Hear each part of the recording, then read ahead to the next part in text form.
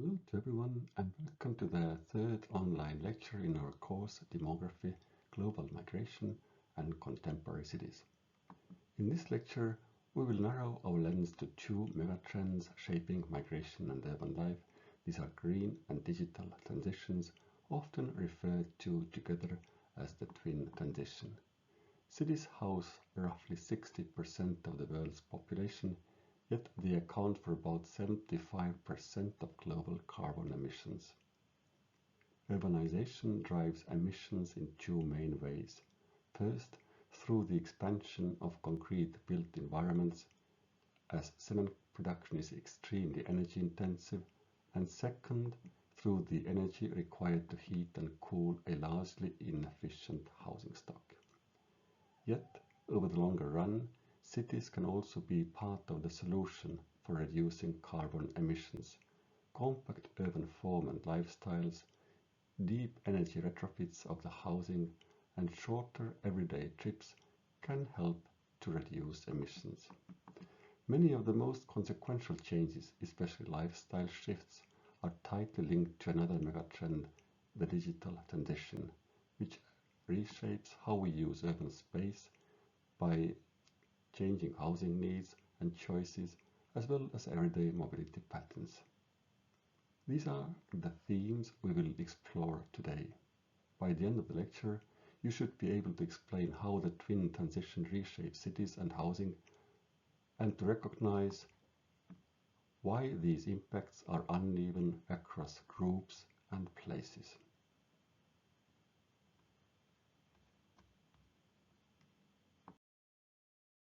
Today, we start by discussing how the green and digital transitions evolve, how they interact, reinforce, and at times contradict one another in reshaping urban life. The focus then turns to the foundations of the digital geography to understand the structural conditions that shape migration and residential mobility of people. These include the professionalization of the workforce, the uneven rollout of the high-speed digital infrastructure, and the location strategies of companies operating in the digital economy. This leads us finally to the last topic, that is about the spatial implications of twin transition. We examine how these foundational changes and digital tools shape both international and internal mobility, how they affect moves to cities, suburbs, and rural areas, and how they amplify certain lifestyles, such as multi-local living. Let us begin with the first topic of today's lecture, that is twin transition and its implications for cities.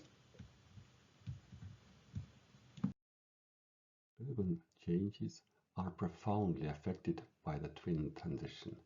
The green transition pushes cities towards sustainability and energy efficiency, and the digital transition changes how people live, work, and move. Green transition thus implies a shift towards an environmentally sustainable economy and ways of life aimed at cutting carbon emissions, and in cities, this means encouraging more compact urban form, retrofitting the existing housing stock, setting strict standards to the new housing construction to achieve nearly zero energy buildings, and promoting low carbon mobility by moving away from the car-centered urban planning. Housing and construction together account for more than a third of global carbon emissions, making them central to green transition. In Estonia, where long, cold winters drive heating needs on the one hand, but most of the housing stock is unrenovated on the other hand, the housing sector alone produces roughly half of national carbon emissions. This creates two linked challenges. First, the outdated homes generate demand for new dwellings among higher income households. Second, this dynamics leaves lower income households overrepresented in aging buildings, which in turn reduces the capacity to retrofit. House size and location also matter for renovation. Let us take Estonia as an example. In Estonia, apartment buildings fall broadly into three size categories. These are small, mostly 2-story buildings, medium-sized or typically 5-story buildings, and large, mostly 9-story buildings. Mid-sized buildings are usually the easiest to renovate, since costs per apartment are manageable, and there is also a sense of community and shared responsibility. In large buildings, the cost per apartment is lower, but cooperation can be weaker and decision-making harder. In small buildings, in opposite, community ties are often strong, but renovation is expensive because costs must be split among fewer households. Digital transition is the transformation of society and the economy through digital technologies, data, and automation. It shifts many activities from physical space to digital space, reshaping thus how people work, communicate, and access the services. Remote work and hybrid work, platform economies, digital and location-based services, and new patterns of mobility are all related to digitally transforming societies. Digital transition has strong impact on housing because it changes how people find homes, where they want or afford to live, and what purposes housing serves in the society. Firstly, digital tools make house search much more easier and much more transparent. People can visually compare neighborhoods, apartments, prices, as well as the availability and quality of schools or services before they make a move. This lowers uncertainty and reduces the information gap between locals and newcomers. Migrants, for example, can now enter the housing market with almost the same level of information as locals because much of the process takes place digitally before arrival. Second, digital transition also changes the geography of housing demand. Once people can work remotely or partly remotely, their housing preferences can be significantly shifted. Instead of needing to live next to the workplace, they can choose places that align better with their lifestyle. Furthermore, working from home brings along a need to have a more spacious home. And thirdly, apartments increasingly gain a second function as financial assets. Housing is no longer just a place to live, it becomes a means of generating income, especially through short-term rentals and platform-based letting. Digital platforms like Airbnb turn part of the apartments thus from homes to investment units. And this is called the commodification and financialization of housing. As a result, demand is no longer driven only by the households needing homes, but also by investors seeking return.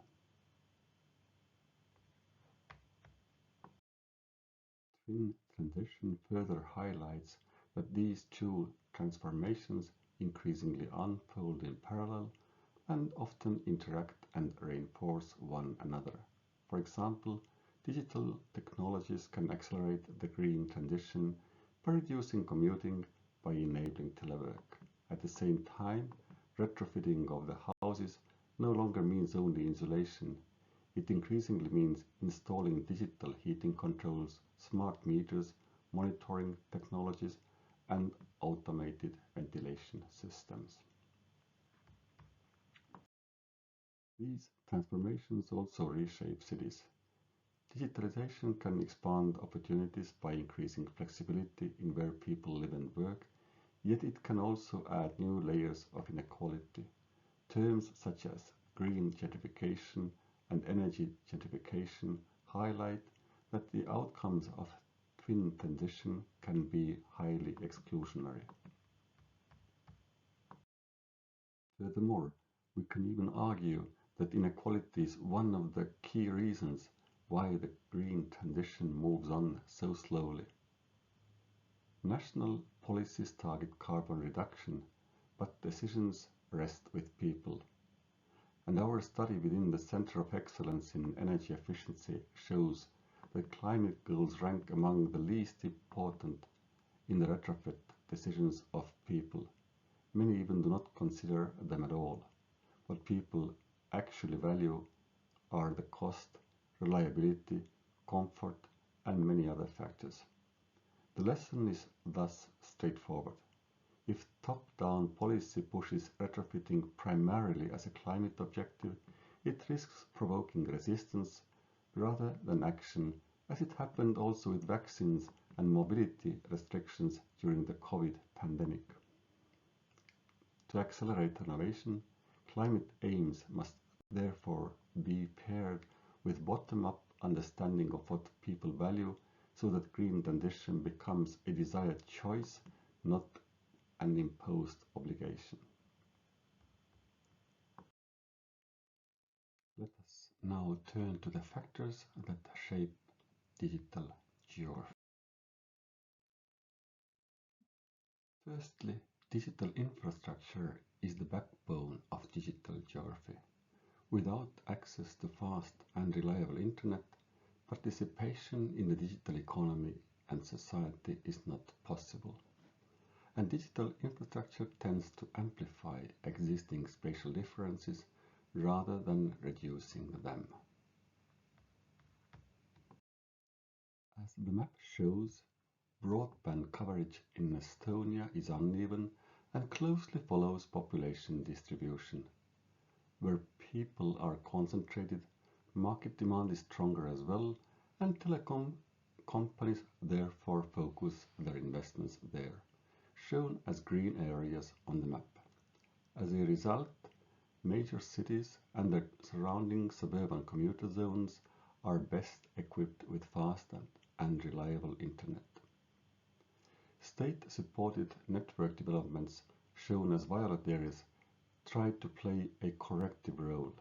Subsidies, for example, aim to reduce regional divides in access to fast internet by extending connectivity to sparsely populated regions. Yet the rollout still largely mirrors population geography. Areas with very few residents remain lower priority, and expansion into these locations is slow, costly, and even if done, the network remains underused. The availability of digital infrastructure obviously also affects the location choice of companies and very specifically also the location of IT and tech companies. Taking Estonia as an example, we can see where the IT companies are over or underrepresented compared to the other companies. More specifically, blue dots mark places where IT companies are overrepresented relative to other companies. We see an immediate concentration of the tech companies in Tallinn and especially to the suburban belt around the capital city, with similar though smaller pattern found around the second largest city, Tartu. Across most other parts of Estonia, IT companies are underrepresented. In short, tech firms show a pronounced tendency to cluster in major cities and even more so around them, closely mirroring the geography of fast internet.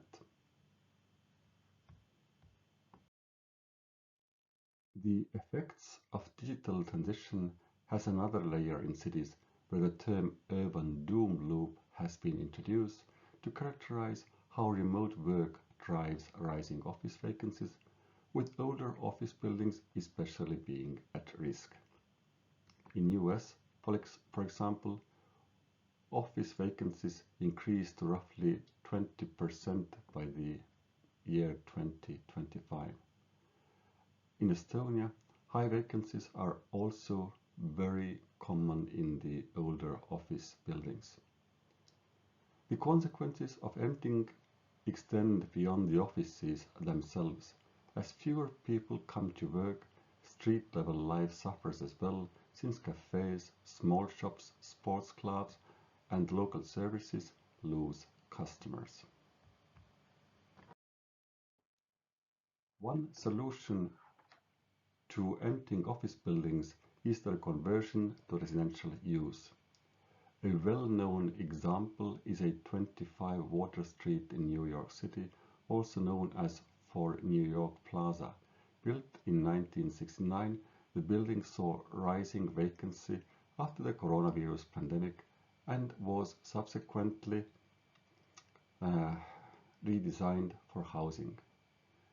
The project has delivered new apartments by 2025, illustrating how older, underused office towers can be repurposed into homes and help bring everyday life back to the city center.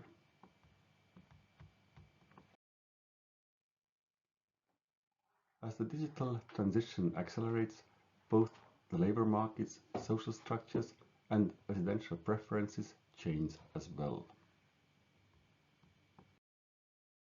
Let us return to the discussion we had in the very opening lecture.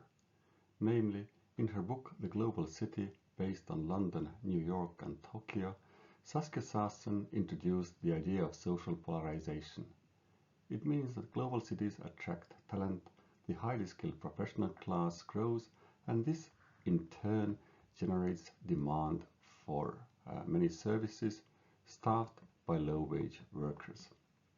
This transformation also hollows out the middle classes and widens the divide between those at the top and those at the bottom of the occupational structure. Her polarization thesis was, however, challenged by Chris Hannett, who, by studying London, argued that professionalization does not necessarily lead to polarization. The growth of low-income jobs is not automatic, and the city's employment structure can upgrade without parallel expansion of low-wage work. This debate has also inspired us to undertake comparative research with many colleagues both in Europe and beyond on how the social class change has evolved both in European capitals and in other global cities around the world. The results of this research are straightforward and clear. Professionalization is evident in all cities, whereas polarization typically is not. Looking at this graph with data from several European cities across different years, the pattern is consistent. The red bars, or higher occupational groups, have grown in every city from 2001 census round to 2021 census round. Meanwhile, the green bars representing lower occupational groups do not increase, and in many cases, in fact, decline. The occupational structure change in Tallinn, the pattern is straightforward as well. The share of higher occupational groups have increased across all census years, while the share of lower occupational groups has decreased. The share of professionals accounts for almost 40% of the city's population by today, while the share of lower occupations has dropped to about 15%.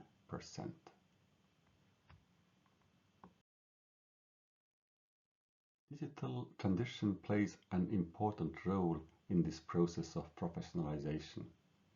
The share of tech workers is growing rapidly, especially among the younger workers, where IT sector is among the top employers.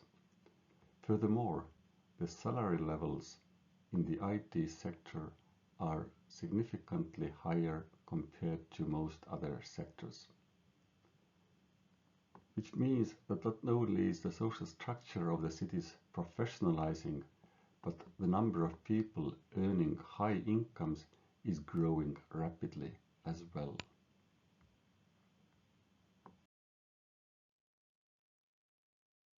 We already know that the digital transition has reshaped housing demand in many ways, offering new tools to search for homes, shifting housing from home to asset, and driving commodification.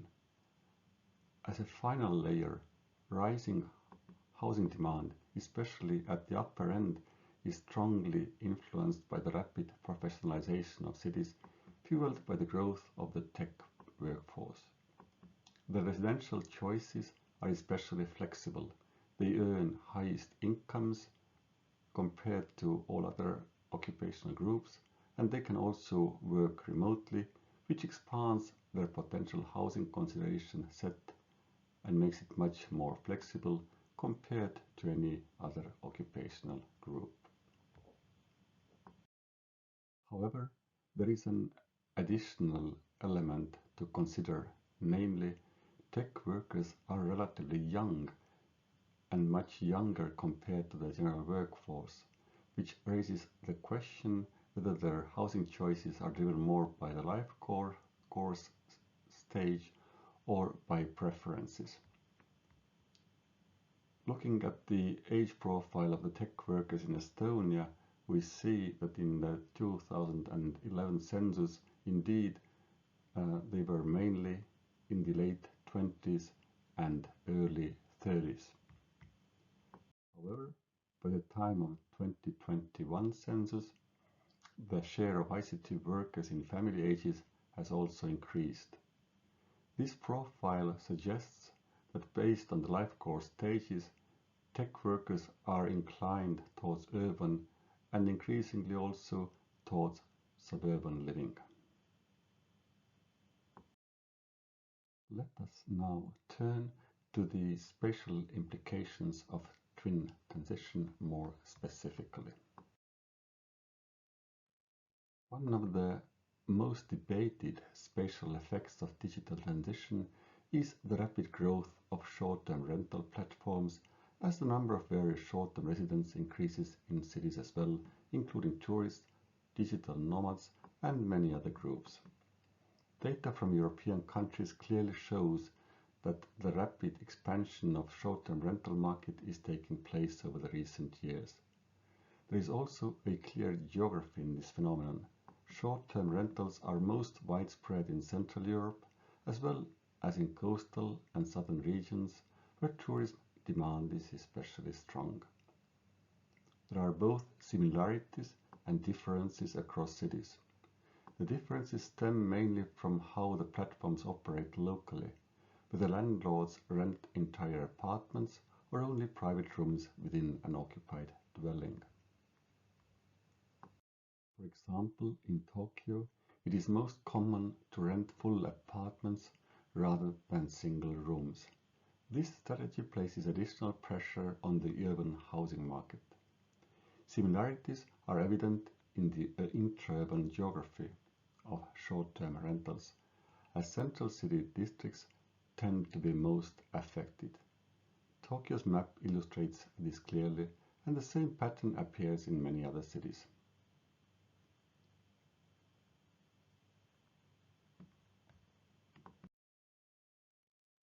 In London, there is a more even balance between renting full apartments and single rooms, which places somewhat less stress on the urban housing market. And contrary to Tokyo, in New York, the balance is tilted towards renting individual rooms within apartments rather than full apartments themselves. The most pressing issue, however, is the impact of short-term rentals on the housing market. In this context, we should first note that short-term rentals, although expanding quickly, typically still account for less than 1% of the total housing stock in major cities, so though their share could be higher in city centers. Furthermore, it's more difficult to estimate precisely how much they raise both rents and house prices. The studies that have attempted to estimate these effects generally find modest effects, often adding less than 5% to the house prices and rents. However, this is just one factor that adds pressure to the housing market. The rise of both house prices and rents are rather the result of compounding effects of different smaller changes. These include all the topics that we have discussed so far, including the rise of the immigrant populations, green transition and related increase of house prices because of retrofitting and higher costs of new built houses, professionalization of the workforce and the rise of tech class with very high incomes, and finally the expansion of the short-term rental sector in the cities. House prices in cities are thus growing, and it is difficult to assume that any of those underlying forces would lose their importance, at least in the near future. However, it can also be expected that as populations in large cities continue to grow and as they become more affluent and enjoy greater flexibility in choosing where to live, many families start to seek larger, more spacious and more affordable housing outside the major cities. Empirical research on the effects of twin transition on residential choice is only beginning to emerge, especially when it comes to the role of remote working or teleworking in the residential choices of tech workers and remote workers. There are two opposite forces at play. On the one hand, the ideals of the 50-minute city concept foster more localized lives as cities try to bring all other activities closer to homes. On the other hand, remote working and teleworking allow to increase the distance between the different activity spaces, most importantly between places of work and homes. This implies that the activity spaces are getting more and more extended in space, and also cities, suburbs and rural areas get more connected to each other as well. Here I am presenting the key findings from our research group led by my colleagues Yanis Zalite and Raul Garcia Esteves, who are studying how the digital transition shapes the residential patterns of tech workers and remote workers.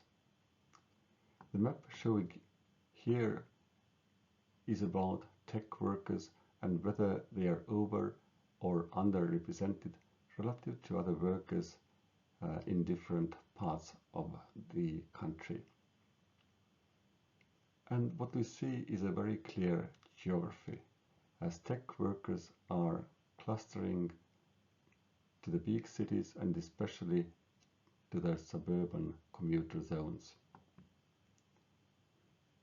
This is especially strong around the capital city Tallinn, but a similar pattern could be seen also around the second largest city, Tartu.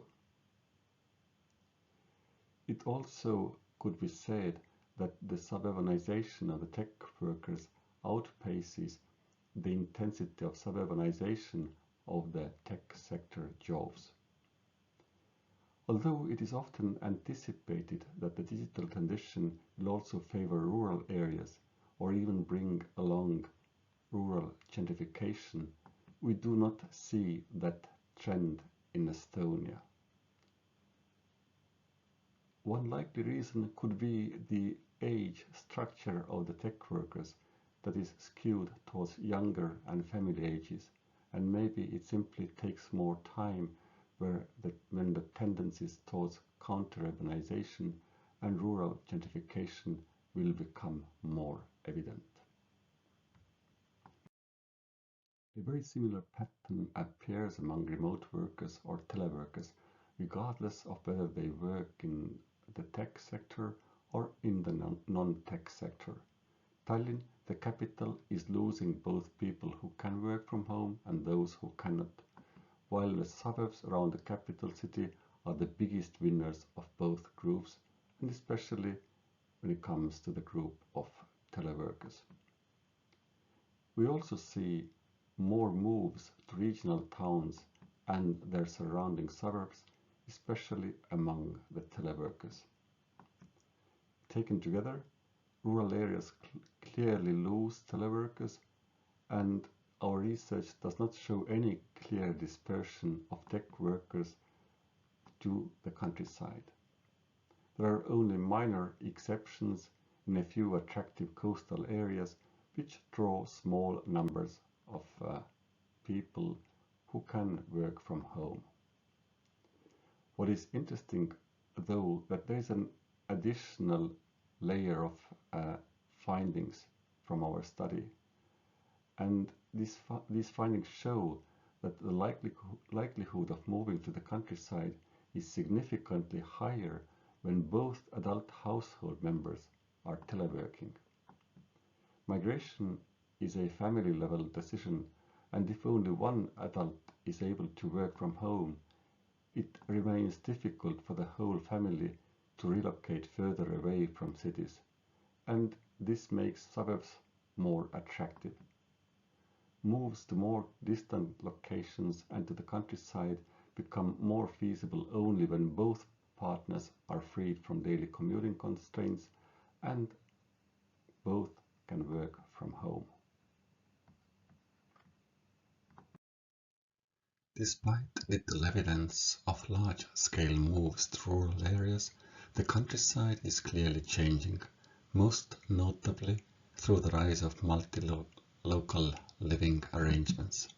On the one hand, more people commute from ever greater distances, whether by necessity or by choice, living far from the main cities where the jobs are located. Increasing number of urban residents also have second homes in the countryside, and they go there more frequently than before the COVID pandemic, especially when they can work from home and stay in country homes over extended weekends. Multi-local lifestyles are also fueled by the opposite pattern, as people with jobs in large cities have second homes in those large cities as well, as they stay there for several nights during the week. These are often rental apartments. However, given high rents, some purchase a small unit as a second home to avoid renting costs and gain from the rise of house prices over time. Using second homes owned by residents of Tartu as an example, we see both tendencies.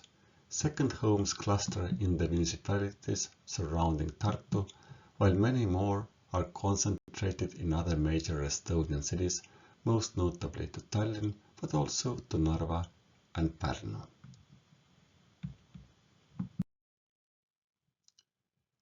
There are also important differences in the residential patterns between native and minority tech workers.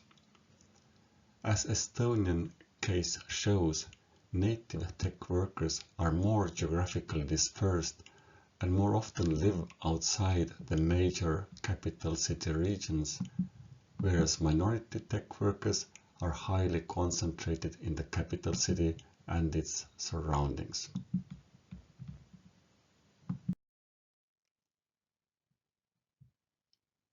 It means that minority groups tend to cluster in cities, and this implies both to tech and non-tech workers, and digital transition increasingly shapes their integration pathways there. Estonia, with its innovative digital solutions, is trying to enhance also the digital literacy of the migrants. The country's policy is explicit. Digital integration is part of social integration of the migrant populations. To support this, the National Adaptation Program is designed and rolled out soon. The program includes a tiered digital skills module for newcomers, beginners, intermediate, and advanced.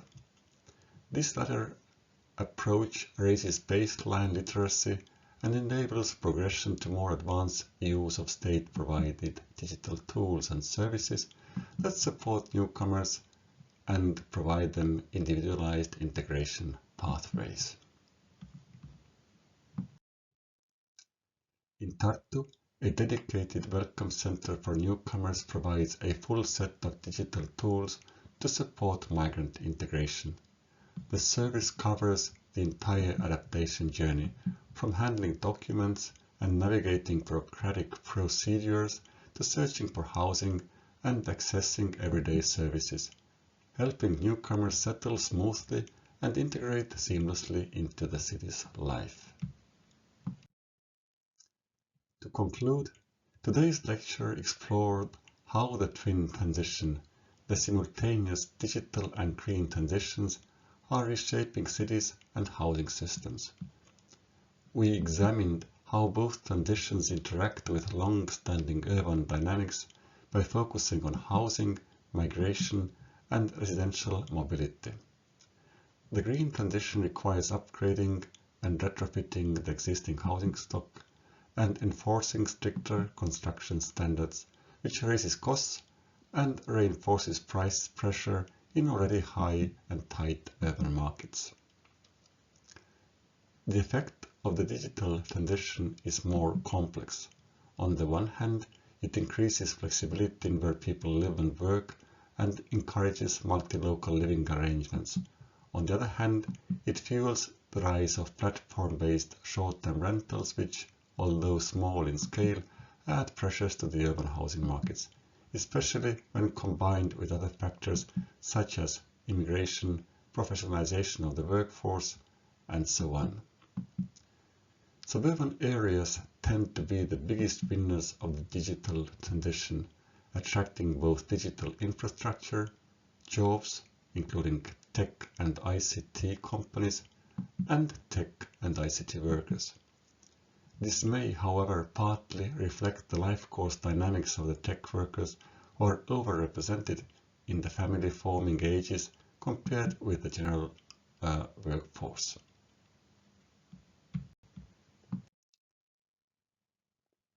Thank you very much for listening. We will meet again in the seminar, after which I will hand the lecture course over to the next tutor, who is Kati Kalm.